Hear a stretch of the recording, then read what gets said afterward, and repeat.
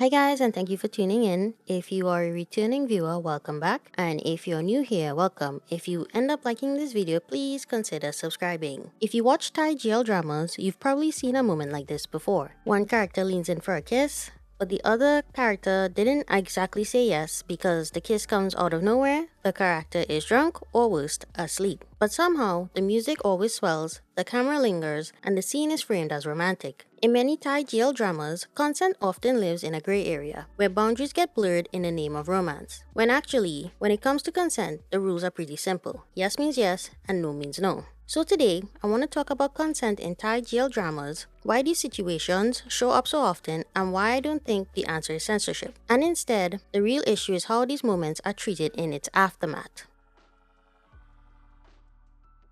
I'll start with this first. I don't believe media should be censored. As a film and media student, I understand how dangerous it can be when storytelling gets policed or restricted. Fiction should be allowed to explore uncomfortable situations, toxic relationships, and morally flawed characters. I believe these stories aren't supposed to be perfect examples of ethical behavior, but that doesn't mean I believe that narratives should romanticize harmful actions either. The difference between responsible and irresponsible storytelling often comes down to framing. If a character crosses a boundary, the story should acknowledge that that boundary was crossed rather than sweep it under the rug or turn it into a romantic milestone.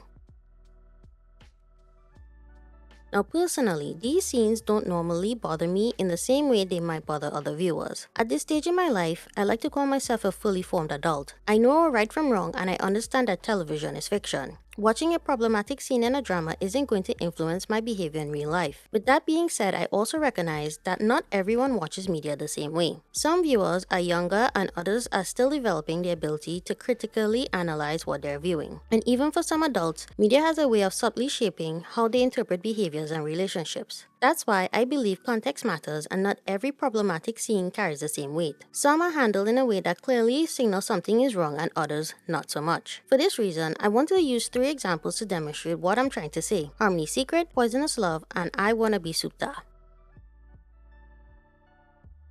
Let's start with Harmony Secret. In episode 1, I unexpectedly kisses May in a bathroom after the two reunite following many years apart. And visually, the scene makes something very clear. May is uncomfortable and as she pushes I away, is visibly shaken. Because of that reaction, the moment doesn't really come across as romantic, at least in my eyes. If anything, it is shocking. Now personally, I don't think the series goes far enough in explicitly addressing the kiss itself was wrong because it was unwanted, but context matters here. Harmony Secret is built around a toxic relationship dynamic, so moments like these are not necessarily out of place within the story's world, and because May clearly rejects the kiss, the audience isn't really encouraged to see it as romantic. Though it is problematic, compared to other examples, this one feels less egregious.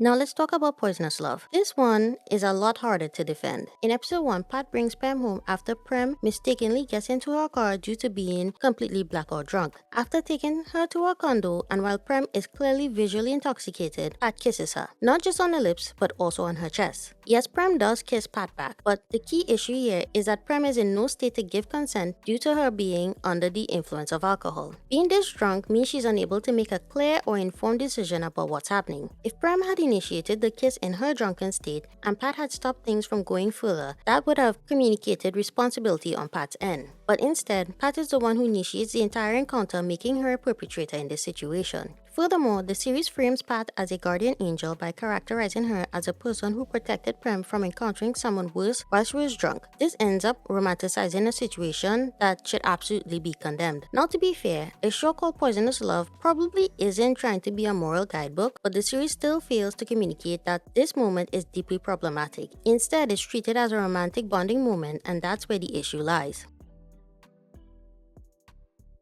And then we get to I Wanna Be Sup'tar. In my opinion, this is the most baffling and insidious example. The series itself is a bubbly comedy. The characters are a bit chaotic and a lot of the humor comes from Win and Wanung finding ways to stay in each other's orbit as they develop feelings for each other. And we're meant to laugh when they push boundaries in harmless ways. But then the series unexpectedly crosses into territory that honestly felt like it came out of nowhere. In episode 3, Wanung barely escapes being sexually assaulted after Win saves her. Shortly afterward, while asleep asleep and recovering from probably one of the most traumatic moments of her life when kisses her, and I genuinely cannot understand how this decision made it into the final script. In no universe, regardless of how chaotic or comedic the show is supposed to be, it doesn't make sense to follow a near assault storyline with a non-consensual kiss while the character is unconscious. I understand the scene is clearly meant to show how much Wayne cares about Wanung, but given what Wanung just went through, the moment is highly inappropriate and sends the wrong message that as long as you're not violently assaulting someone, non-consent actions are okay. Even watching it as someone who can separate fiction from reality, I was completely stunned that the creators thought this was a good idea.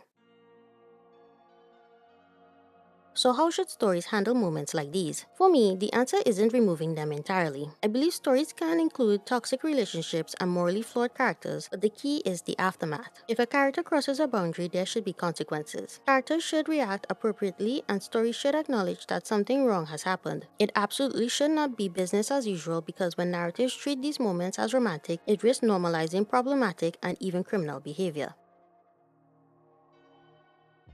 Now, there is one area where I will defend these media companies. I've seen viewers complain about not receiving adequate content warnings. But in my experience, when watching Thai jail dramas, most episodes do include them. At the beginning of every episode, there's typically a disclaimer about sensitive content and that it is not meant to emulate real life. Does it give a play-by-play of the contents of the episode? No, but I do believe it is enough. Streaming platforms also list content ratings, and if the platform you are using does not note it, sites like My Drama List do list it on there. So while media creators absolutely have responsibilities in the stories they are telling, I do believe that viewers should take the time to research if the media they are watching is appropriate for them or if it is content they would like to consume based on its ratings or reviews. These warnings and ratings don't always give the whole picture or give the viewer adequate warning, but in most cases, it can signal what to expect.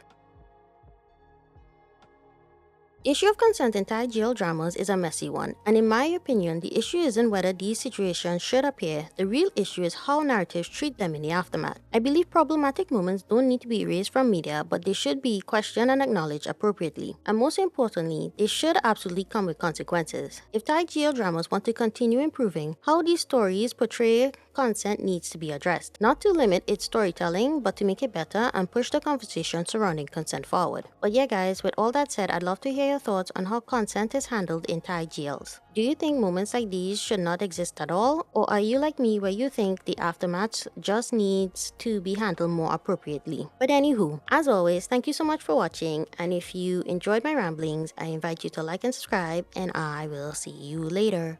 Bye!